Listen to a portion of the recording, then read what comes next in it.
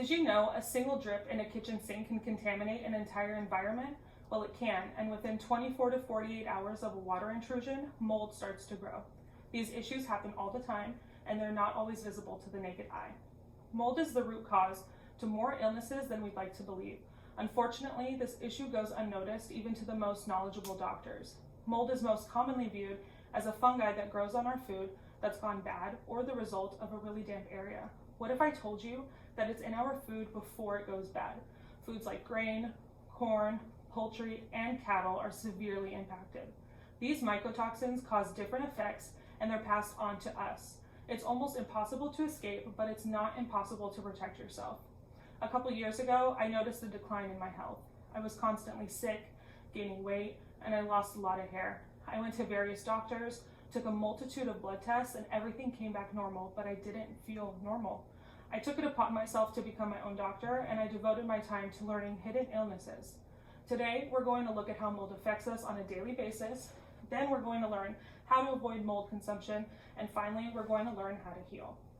Symptoms of biotoxin illness coincide and overlap with symptoms that can be caused by a number of conditions.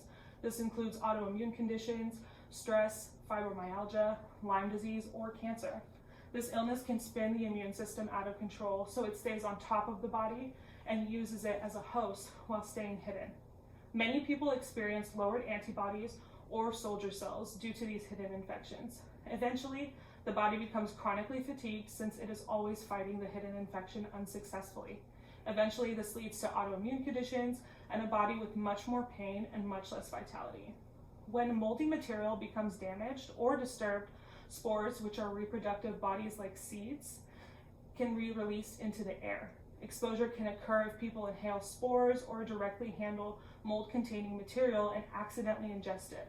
This can be in attics, under the sink. It can even be in our mattresses and our insulation. Finding the source of this disturbance is key. First, be mindful of the foods you ingest. If possible, buying locally sourced produce and meats give you a better idea of the food you are consuming. Secondly, if you suspect you have mold in your home, you can invest in an environmental consultant to check it out. Unfortunately, this is costly.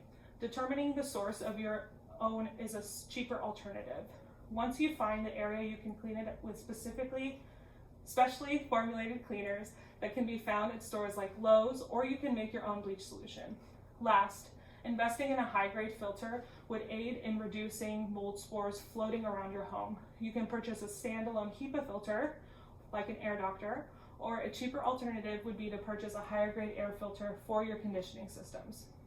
Additionally, you want to do more research to determine if and how this has affected your health, as everyone is different. Investing in a mycotoxin test would allow you to understand your mold levels and which spore is affecting you. After you've gotten an understanding of what is affecting you, you can choose your course of action. You can take your findings to your doctor, where they will most likely prescribe an antibiotic, or you can take a natural approach. Cleanse yourself by changing your diet and investing in what is called a biofilm disturber. This will help kill the mycotoxin infection. An hour after you've eaten and taken this supplement, you'll want to take a binder like activated charcoal to bind these toxins together. And finally, you'll want to sweat it out at least 30 minutes a day. This protocol helped me and people like me eliminate this hidden illness. It's important that we be our own doctors. Nobody knows your body like you do, but please make sure to consult with your physician prior to ingesting any new substances for this protocol to ensure that this is the right step for you.